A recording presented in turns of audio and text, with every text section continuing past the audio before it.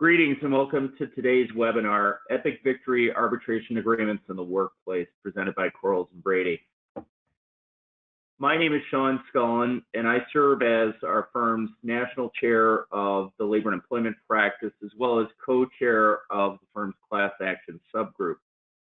Over my career, I've developed extensive experience in wage and hour issues, in particular, and frequently defend wage and hour collective and class action matters. I've also assisted numerous clients with the consideration and implementation of mandatory arbitration agreement programs, which is the focus of our presentation today. I'm very pleased to be with you. Thanks for joining.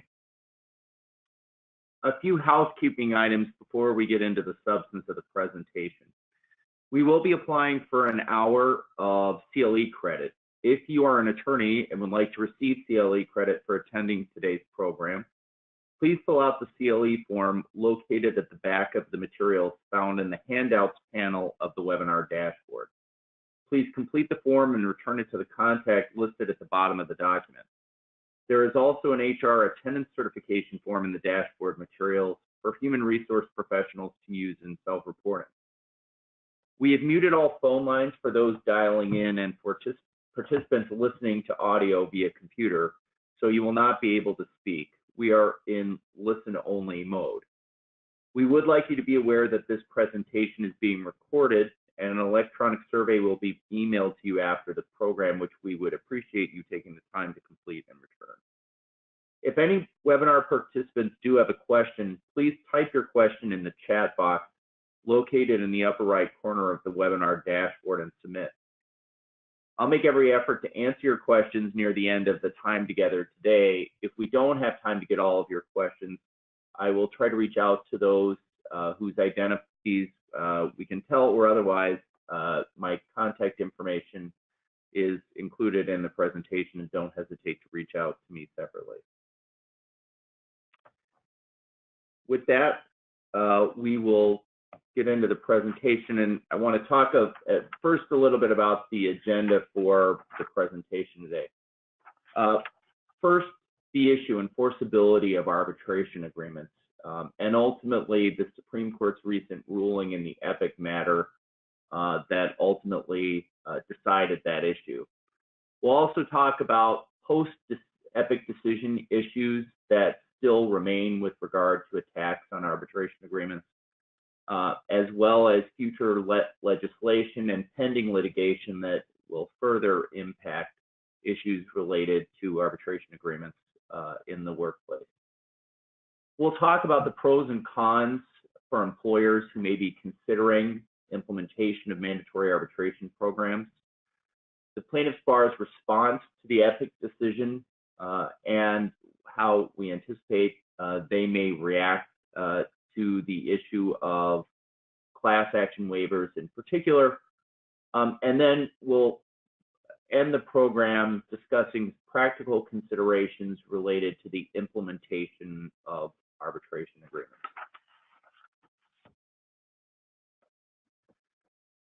So first, the issue before the Supreme Court was ultimately whether class action waivers in employment arbitration agreements are enforceable in light of the National Labor Relations Act and the Federal Arbitration Act. Employees argued that class actions are concerted protected activity that was protected by the National Labor Relations Act Section 7 provisions, which give employees the right to engage in collective protected activity. Employers, however, argued that the NLRA did not guarantee any right to class actions and ultimately did not trump the Federal Arbitration Act's clear mandate for enforcement of arbitration agreements. Ultimately, these cases came to the Supreme Court as a consolidation of three cases presenting the same question in different contexts. The Lewis versus Epic System case, which was the lead case that came out of Wisconsin and ultimately through the Seventh Circuit, the Morris versus Ernst & Young case out of the Ninth Circuit, and the Murphy Oil versus NLRB case out of the Fifth Circuit. In both the Epic and the Morris cases, employees in those cases had brought class and collective wage and hour actions alleging that the employer failed to pay overtime compensation by misclassifying them as exempt employees under both state laws and the federal wage and hour law, the FLSA. In both cases, the employers moved to compel arbitration, and the district courts denied those motions. On appeal, the Seventh Circuit upheld that denial, as did the Ninth Circuit. In the Murphy Oil case, that case was an appeal of an NLRB decision that Murphy Oil unlawfully required employees to sign arbitration agreements that contained class action waivers that the employees argued violated the NLRA. The Fifth Circuit in that case held that the class action waivers were permissible despite the NLRA's Section 7 rights, which thus created a circuit split that was ripe for Supreme Court review. Ultimately, the Supreme Court in these consolidated cases resolved that circuit split, upholding the enforceability of arbitration agreements, providing for individual arbitration of claims that could otherwise be brought as a class or collective action in an opinion written by Justice Gorsuch. Writing for the closely split 5-4 majority, Judge Gorsuch found that the FAA requires arbitration agreements be enforceable on their terms, including terms to arbitrate claims individually. Justice Gorsuch further wrote that the FAA's savings clause, which essentially provides that arbitration agreements can be void or revoked or unenforceable on other general terms, only applied to general contractual defenses, and did not give refuge to defenses that attack only arbitration agreements, which was the argument that the plaintiffs were making. Further held that the National Labor Relations Act did not displace the FAA, which interestingly was enacted in 1926 and thus prior to the NLRA, which was enacted in 1935. And finally, that Section 7 of the NLRA focuses on the right to organize unions and bargain collectively, but did not protect collective action in legal forum, nor otherwise displace the FAA. Justice Ginsburg wrote a vigorous dissent, joined by 3 other justices, finding that the majority was, quote unquote, egregiously wrong on the basis that the NLRA policy is that there is strength in numbers, that the plaintiffs were not asking for access to a judicial forum, but rather to be allowed to pursue their work-related claims on a collective basis. Justice Ginsburg further wrote that Section 7 protects the option to engage in collective litigation, waiver of which is illegal, and that illegality is a generally applicable contract offense that fit within the savings clause, which is previously noted, the majority decision rejected. As Justice Ginsburg noted in her dissent, there are over 50% of non-union employees in the U.S., according to a research institute, are currently subject to mandatory arbitration agreements. And that number, I think, which was surprising to many of us who practice in this area, given that it seemed somewhat high, I think when you look at private sector employers, non-union, and you look at the largest employers in this country, those are the employers that have historically had widespread mandatory arbitration programs. And I as other practitioners in this area, suspect that that number will only continue to increase as employers consider whether to implement arbitration programs, including because the scourge of wage and hour collective class action matters in particular continues to grow. In 2017, claims under the Fair Labor Standards Act were by far the single highest category of claims filed by employees. And just to give you a sense of the scope of those claims, the total settlement values for the top 10 wage and hour class actions settled in 2016 and 17 exceeded $1.2 billion.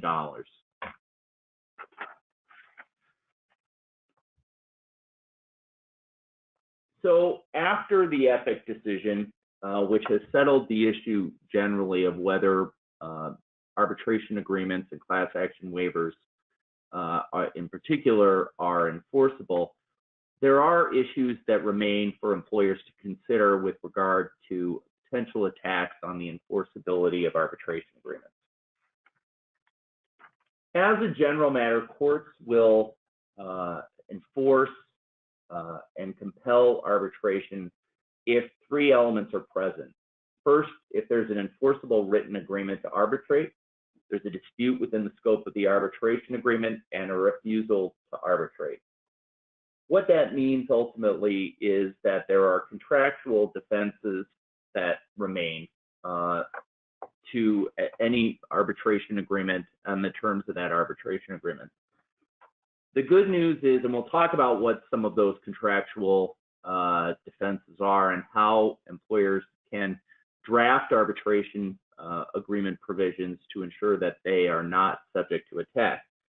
The good news with regard to those successful attacks that have been made on a contractual basis is that, for the most part, courts that find that there are offending provisions will tend to strike those offending terms from the arbitration agreement rather than finding the whole agreement unenforceable in the context of and with the intent of severing the offending provision to allow the parties to proceed to arbitration as the court has found they intended. So let's talk about what some of those remaining attacks are on arbitration. So we'll come back to and talk about the issue generally of the cost of arbitration to employers. And this is not an insignificant issue, as we'll discuss, with regard to whether employers should consider implementing arbitration agreements. The first issue is that, unlike with regard to court, where in the judicial forum, any party that institutes an action likely only has to pay what is a relatively nominal court filing fee, and thereafter has no other further court related administrative costs. In the arbitration context, typically there is a third party provider. The two most prominent ones I've noted here are AAA, the American Arbitration Association, and JAMS, the Judicial Mediation Services Organization, which have fairly extensive arbitration programs and procedures, and also, as noted here, charge a relatively significant amount for the use of those services. So in both cases, as noted, and in part, both of these entities, because they have been in business for some time and are more sophisticated and understand that arbitration provisions that try to shift the cost of arbitration to an employee will be held to be unreasonable by courts on the basis that they seek to prevent employees from vindicating their statutory rights as they could otherwise do in a judicial forum, cap the amount of fees that the employer can require that the employee pay in connection with any arbitration procedures. So, for example, AAA limits the amount that the employee can be required to pay to $300 and JAMS to $400, which are roughly equivalent, as I noted previously, with what an employee might be required to pay in a court proceeding. The impact of that is all of the remaining costs for the arbitration, this is putting aside any legal fees. We're only talking about the cost of the arbitrator's hourly time and then the entity's administrative costs are thus borne solely by the employer. And those fees are not insignificant. So in addition to the filing fees, which is noted here are several $1,000s, the arbitrator's hourly fees, typically even in a single plaintiff arbitration, can often reach 6 figures. And on top of that, the arbitration entities can charge tens of thousands of dollars simply in administrative fees related to setting up conferences, holding the hearings at their offices, or other fees. So the cost of arbitration is not insignificant, as noted, and it's further noted employers cannot effectively pass on the majority or even a significant portion of those costs to employees. Let's talk about some other potential attacks on arbitration, all of which, as we'll discuss, can be addressed through proper drafting of an arbitration program. So the first issue noted here is who are the parties to the agreement. Ultimately, courts will only enforce arbitration against a party who is an actual party to the contract. The issue here frequently arises with entities who are parent subsidiaries where an employee is employed by a subsidiary and there is a separate entity who may be sued, but who is technically not subject to the contract. It also arises in the context of, for example, temporary employee agencies, where in the Seventh Circuit recently, a temporary employee who had an agreement with the temporary employment agency to arbitrate all employment claims subsequently sued the client entity that was employing the temporary agency. The client entity moved to compel arbitration, and the court held that the employee could not be required to arbitrate their claims against the client entity because the client entity was not a party to the temporary agency's employment agreement. Failure of consideration. So consideration, of course, is an element of any enforceable contract. There has to be consideration for a party's agreement to enter into some obligation. Consideration in the context of an arbitration agreement can take a number of forms, one of which is simply mutuality of agreement to arbitrate. So an employer's agreement, and we typically see have mutual agreements to arbitrate in an arbitration agreement context, where the employer agrees that it will also bring any claims against an employee in an arbitral forum with perhaps an exclusion or a carve-out for seeking injunctive relief with regard to non-compete agreements. That mutuality, standing alone, can be adequate consideration.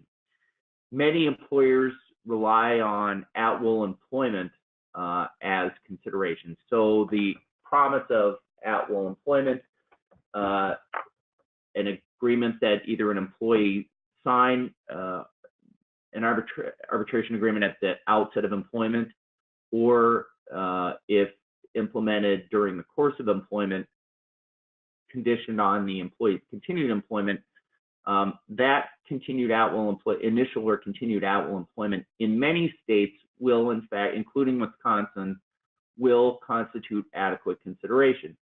Note, however, that there are states that have held that at-will employment is not sufficient consideration. California stands out as one example of having held that at-will employment alone is not sufficient consideration for an enforceable arbitration agreement. Keep in mind also that if at-will employment is the only consideration relied upon, that an employee who is terminated shortly after they sign the agreement likely will not be held to have been given adequate consideration, as the promise of at-will employment for a short period of time will be viewed as illusory. A couple of other comments on attacks on arbitration agreements. I think I have certainly seen and courts have dealt with the issue of arbitration agreements that seek to limit, for instance, substantive rights, which courts will typically strike down. One example is, for instance, a provision in an arbitration program agreement which would suggest that an employee has a 1 year to bring any claims that they may have against the employer. There are certain statutes, however, that provide longer periods of time for employees to pursue employment claims. Section 1981, which provides for instance, a 6-year statute of limitations on race discrimination claims. The federal FMLA, which provides for 2 years for FMLA claims. And certainly the Fair Labor Standards Act, which provides a 2 or 3 year statute of limitations.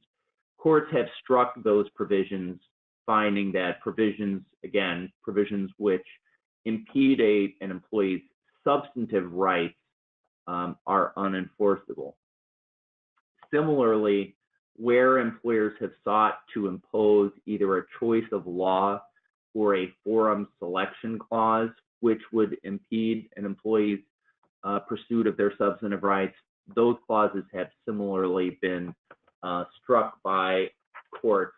One example is a creative employer who suggested that put into their arbitration program that the employees were all subject to a certain tribal law, American Indian tribal law, which had very limited employment rights for employees. The employees successfully argued that that provision was unenforceable and should be struck. So what's next after EPIC in terms of both future legislation and litigation that impacts employers' arbitration agreements? The first case noted in the presentation is the Lamps Plus versus Varela case. That case is currently pending before the Supreme Court. And the issue in the Lamps Plus case is that ultimately the Supreme Court has already held that courts cannot require, as noted, parties to engage in class-wide arbitration unless there is a contractual basis to support that the parties agreed to proceeding on a class-wide basis. In Lamps Plus, the issue is whether an arbitration agreement that is silent on class arbitration can provide a contractual basis where it would include that arbitration shall be in lieu of any and all lawsuits. So we'll soon have an answer from the court on the question of what contractual basis is sufficient to establish contractual intent to arbitrate class action claims.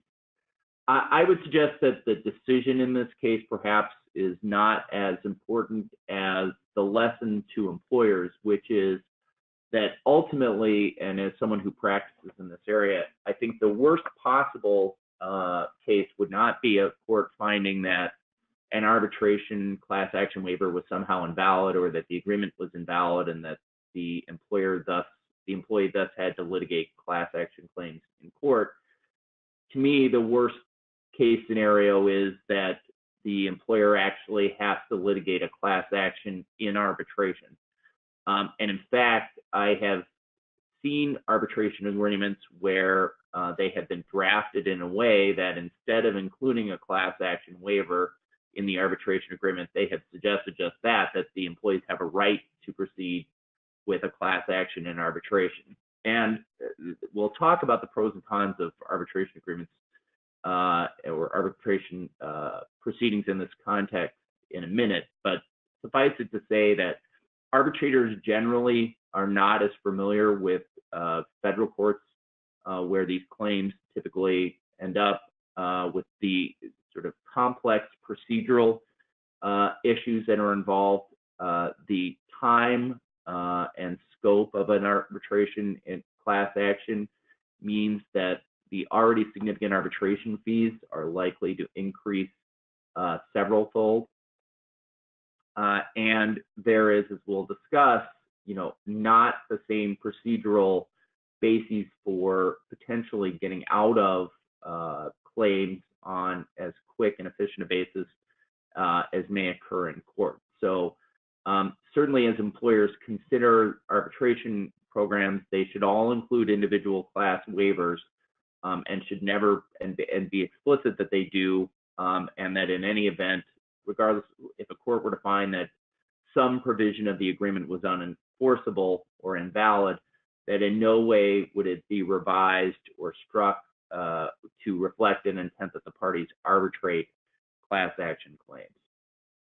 The other case noted here is sort of a related issue. The Jock versus Sterling case, the Second Court held that, the Second Circuit is deciding a case from a district court which held that an arbitrator exceeded her powers in certifying a class that included absent class members.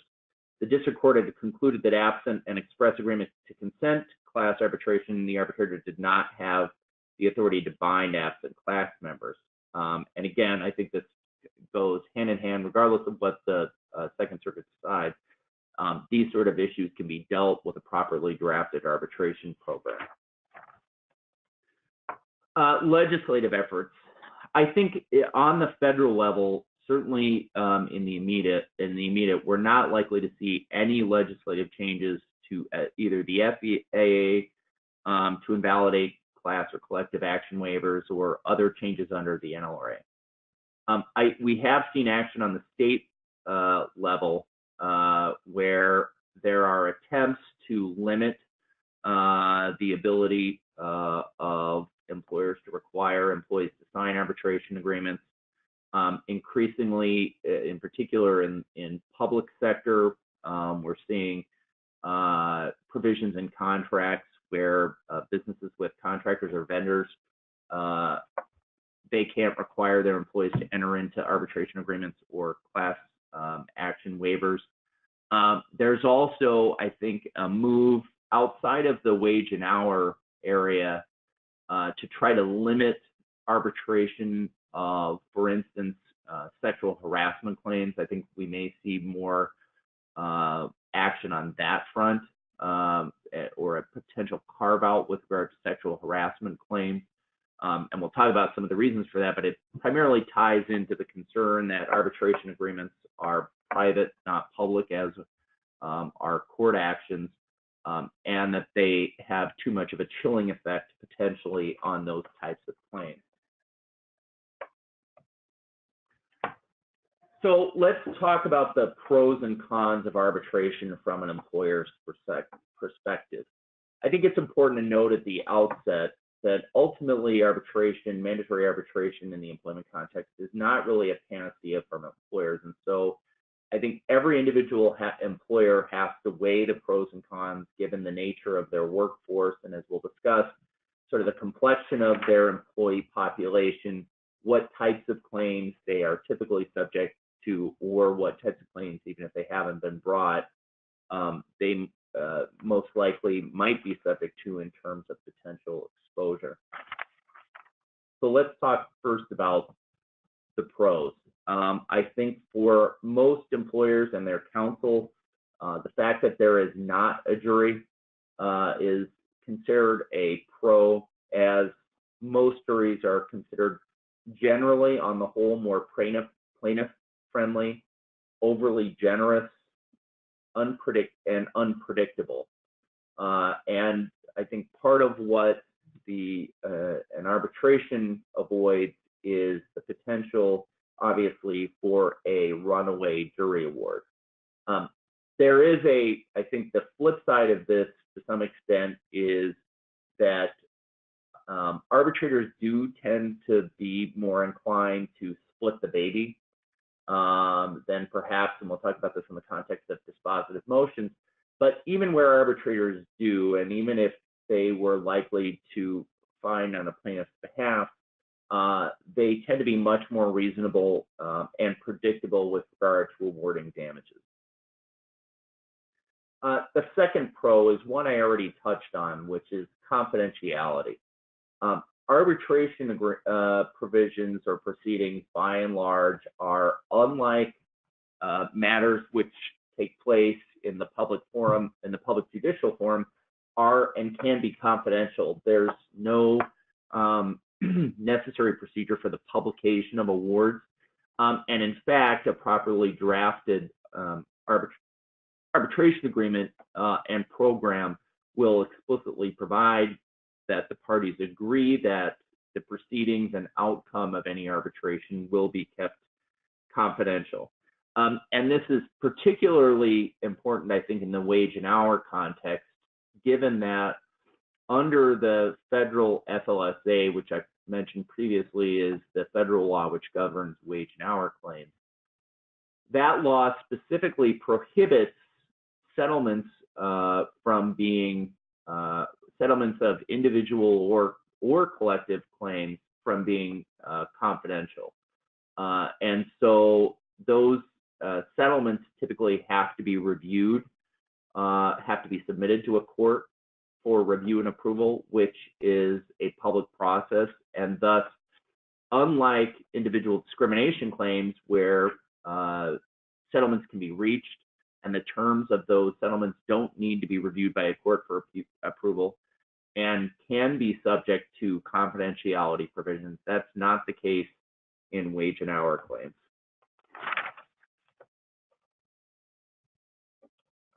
Expediency. Generally, there is a view that litigation can last years. Courts, depending on the court that an employer is in, are frequently overburdened due to lack of funding, lack of sufficient judicial resources, and other administrative processes supporting the court. So we've seen, certainly, I think, in the last 5 to 10 years, an increase in the amount of time that litigation takes to be resolved. We have lost, in Wisconsin in particular, the sort of rocket docket that used to exist in the Western District of Wisconsin. And we're now seeing in these wage and hour collective and class actions, even decisions that typically would have been decided relatively quickly, such as a decision on the issue of conditional certification under the FLSA, can take 6 months, even a year for courts to decide. In arbitration, and particularly if the parties are only dealing with arbitration of an individual wage and hour claim, that's typically going to be decided much more quickly and expediently in an arbitration process. Finality. So this is both, I think, a pro in some cases and can be a con. With regard to arbitration awards, they're final and there are very few grounds for review. So depending on which party wins the proceeding, typically they view this as a pro or a con. And so if an employer is stuck with an adverse award, there's really no basis for appealing it, which can generally be a con, except that if we're dealing with an individual arbitration claim and we're not dealing with a class, then the negative impact of an arbitration award, even if not appealable, is generally a pro. The ability to select the decision maker. In litigation, parties are generally subject to the vagaries of judicial assignments, and who may be assigned to a case is purely a matter of oftentimes the spinning of a wheel. In arbitration, however, the parties have much more say in who will decide a dispute. Typically, the arbitrator is picked from a panel, with each side having a certain number of strikes, and even in some cases having the ability to strike an entire panel if none of the proposed arbitrators are agreeable. The biggest pro in my view certainly is that arbitration can avoid the scourge of class wage and hour claims. I talked earlier about the significant number of claims and the attendant liability that employers are facing with regard to those claims. And obviously, arbitration agreements that include a class waiver can avoid those claims. and relatedly will likely deter claims from being brought, given that employees don't have the same, perhaps, ease of accessibility to courts. So as I mentioned before, I do think as employers consider arbitration agreements, they really aren't a panacea. So I've talked already about the potential expense of arbitration versus litigation, talked about the potential downside of the lack of appealability.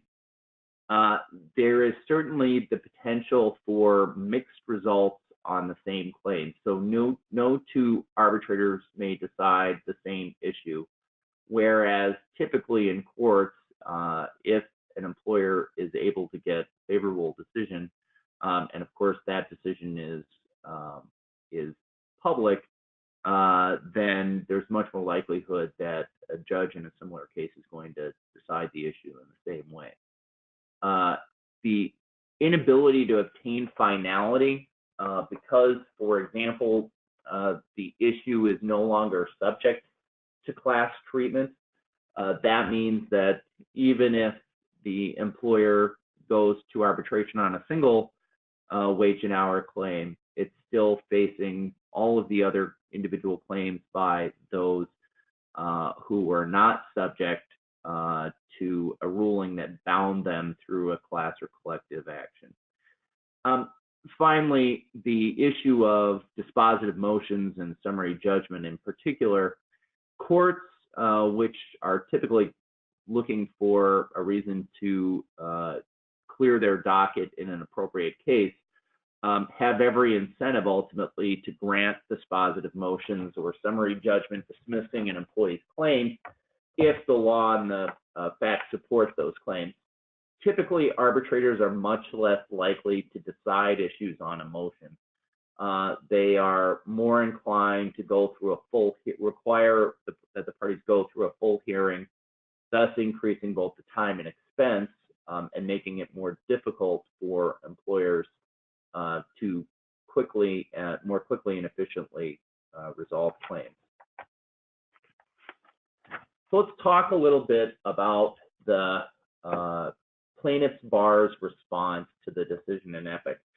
I have given a couple of presentations on this topic and have done so as a co-presenter with sort of adversaries on the plaintiff's bar side, and it's been interesting to hear their reaction to the Epic decision and how they intend to try to address it through their practices.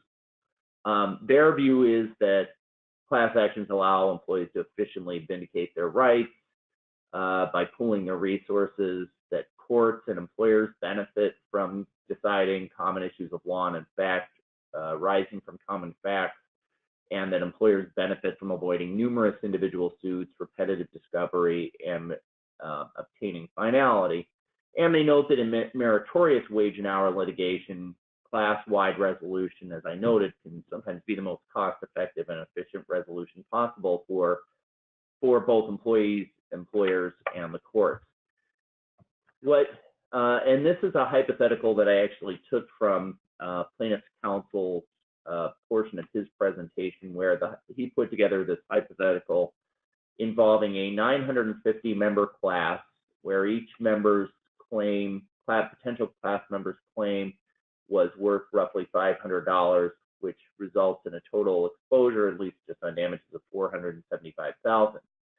And the point that the plaintiff's bar is making is that their response to Epic and to employers who impose class action waivers through arbitration is that they plan to pursue the claims that they would otherwise have pursued in court on a collective and class action basis through a mass individual arbitration strategy. And their point is that the numbers reflected here suggest that, even with regard to a small number of claims, and one of the things we typically see in court is that, for example, under the federal law where employees have to affirmatively opt in, we only tend to see a return rate of about somewhere between 10 to 20% of employees who actually affirmatively opt into the action. So That's what reflects here. They're saying, well, we may only have 15 employees, but here's who actually want to pursue their claims on an individual basis. But if they do so based on sort of these hypotheticals, given the cost for 15 claims through hearings, even on a conservative basis, the ultimate cost to the employer is going to be significantly higher than even the total exposure that might have otherwise been settled, more quickly and conclusively through litigation. I tend to think that the plaintiff's bar's hypothetical here is probably flawed in one very significant way. And that is that while I have raised this issue with the plaintiff's bar, they sort of try to poo-poo it, but the issue is that they don't have, most of these claims arise, these wage and hour collective and class action claims arise from a disgruntled former employee who typically goes to a plaintiff's lawyer and wants to talk about bringing potential claims related to their termination. As part of that discussion, they're typically dissuaded from doing so because of the difficulty of successfully pursuing their claims. But the plaintiff's lawyers, if they're schooled in wage and hour issues and litigation, will probe whether there are any potential, and in particular, most likely, technical violations that related to the terms or practices that they experienced while employed that might give rise to a collective or class wage and hour action.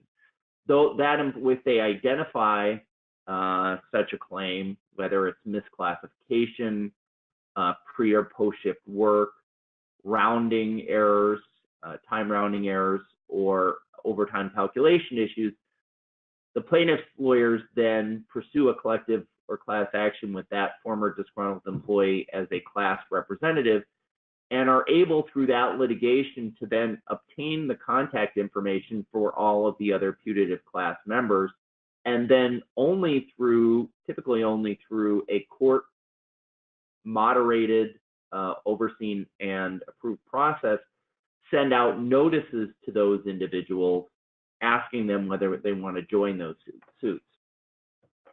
They don't have any ability, in my view, to get that information from the employer where they are pursuing a claim on an individual basis. And I think the likelihood that they're going to be able to identify simply through information provided through their putative class member, anywhere close to the number of people who they would otherwise be able to identify through the opt-in practice is extremely low. And the other thing that the plaintiff's bar's hypothetical here, I think, fails to recognize is what drives these cases often is that while I discuss the opt-in procedure for FLSA claims and the low participation rate on those claims, typically these matters are brought as hybrid matters where the plaintiff's lawyers are not only asserting federal law claims on a collective basis under the FLSA, but also Rule 23 class action claims based on corresponding violations of state law. And it's those state law classes, because once a class is certified, all of the employees are in the class unless they affirmatively opt out, which they typically don't, are what drives the numbers with regard to the litigation costs and settlement of these claims. So I tend to think that although the plaintiff's bar, as noted, is claiming and threatening that they're going to pursue mass individual arbitration and that somehow that's going to be worse for employers than if they didn't have class action waivers, I don't think that's the case. And I also don't think that's really borne out by the experience that employers have had who have already had class action waivers in effect for the past 10 to 20 years. So I want to end our presentation with a couple of final thoughts with regard to implementing arbitration agreements. I think the first issue that an employer has to decide after weighing the sort of general pros and cons that we discussed is whether their particular employee population is one where it would make sense to implement mandatory arbitration. And I think part of what goes into that consideration is what are the most likely risks. So I think the employers who are potentially subject to the greatest risk with regard to collective and class action under wage and hour laws in particular are those employers who have large exempt employee populations, and in particular large exempt employee populations where they have a significant number of employees who are classified under the administrative exemption. I think part of what employers struggle with regard to that exemption is that the rules regarding exemption under both state and federal laws are extremely murky, and thus provide a significant opening for employees and plaintiffs' counsel to challenge exempt classification of administrative employees.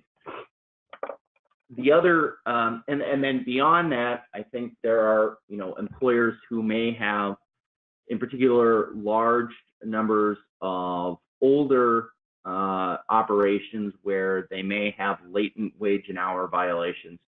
I can tell you that with regard to what we see in terms of the litigation, it is the most sophisticated and largest, even the most sophisticated and largest employers have wage and hour practices which have arisen over time, typically in conjunction with employees and even unions, to try to work out common sense problems related to time and compensation, where there is some technical violation that the employer ultimately gets caught in, and that leads to wage and hour class action litigation.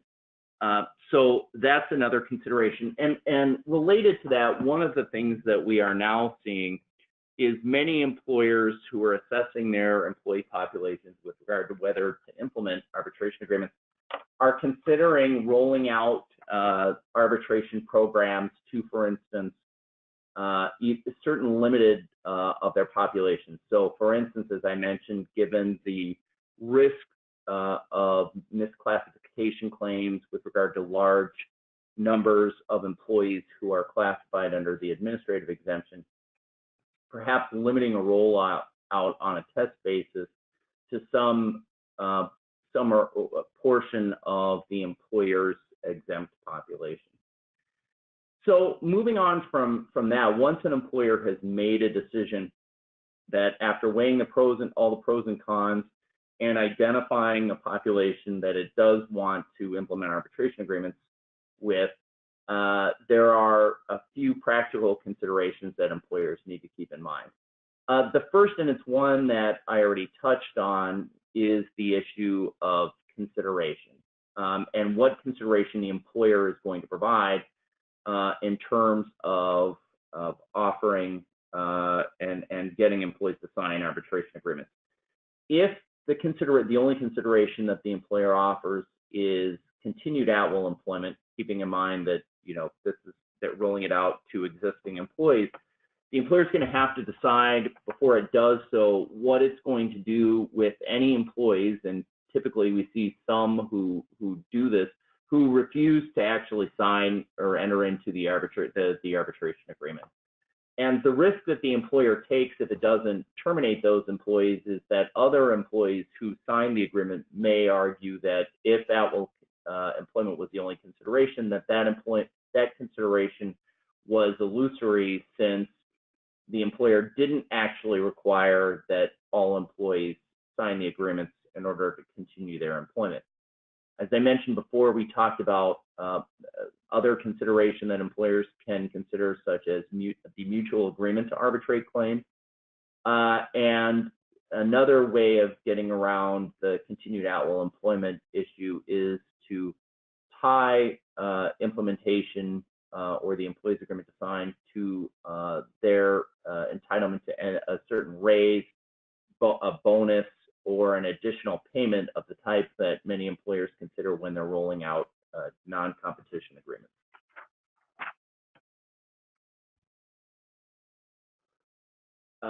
A few other things that are ways in which employees have challenged the implementation of arbitration agreements that I think it's important for employers to consider are, first of all, electronic signatures. So it's very common in this day and age, in particularly where employers have large numbers of employees, for those employers to be rolling out new handbooks, new policies, or other notices on an electronic basis and simply recording the receipt through some electronic process, whether it be through an electronic signature or simply an electronic receipt of having received whatever was sent out electronically.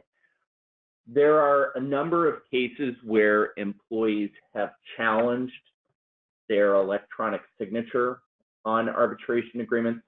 And typically for just out of interest, that most of the litigation, and this perhaps won't be a surprise to some who follow these issues closely, it almost always arises in California. So when we look to the issue of whether something's going to be enforceable, or for instance, the issue of electronic signatures, the California courts are the ones that have typically dealt with these issues, because there's, in particular, it's very difficult or there are more wage and hour collective and class claims on wage and hour issues in California than any other state, as a result of which more employers who have tried to enforce these agreements and more employees that have challenged them through the courts on various issues, including the issue of electronic signature.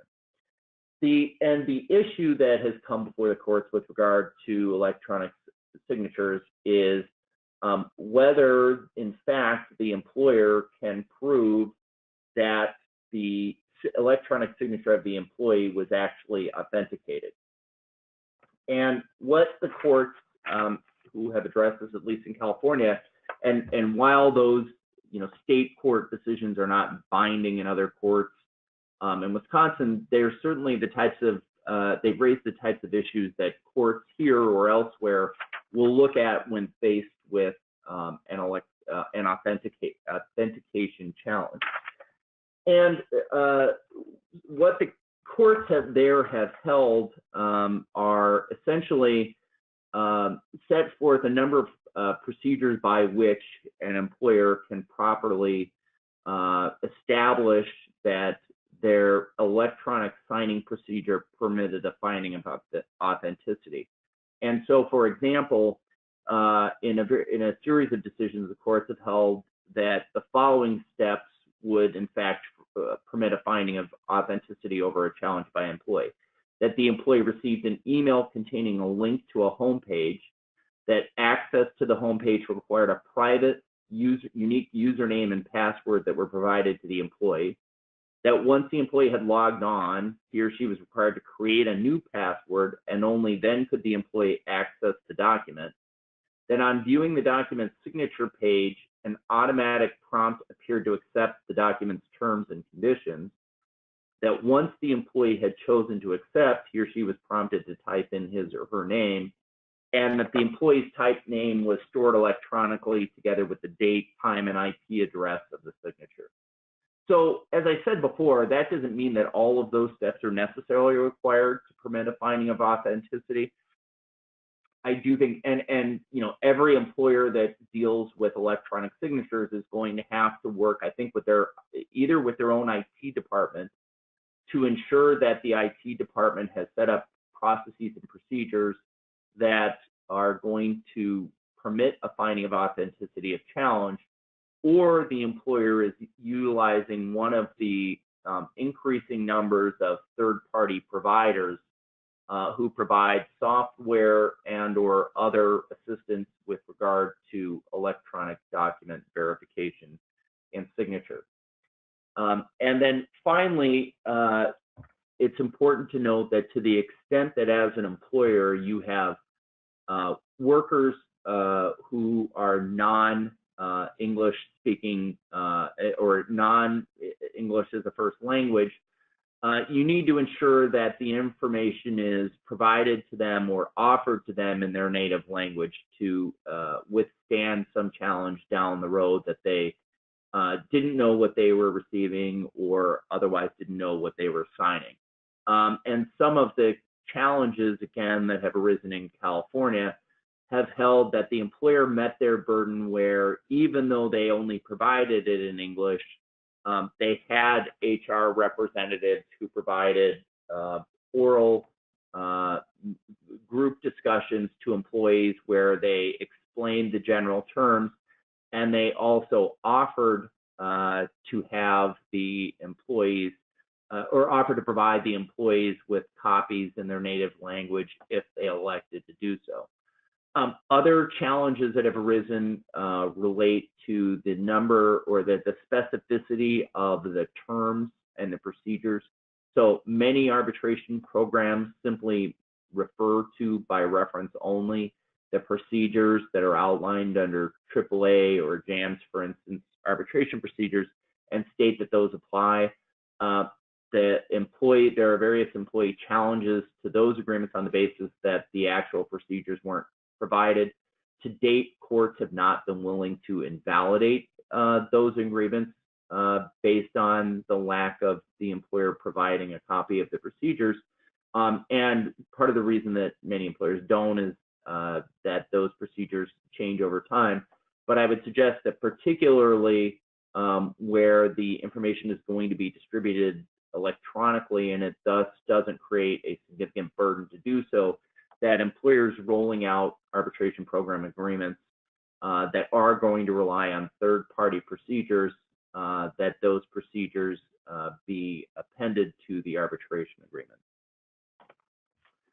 That brings us to the end of our presentation today. I don't have any questions pending if I am reviewing my screen correctly. As I mentioned before, I'm happy to take any questions anyone has that wants to reach out to me separately. Thanks everyone for attending today's presentation. And again, just a reminder to please submit the evaluation that you'll be sent regarding today's presentation. Thanks and have a great day.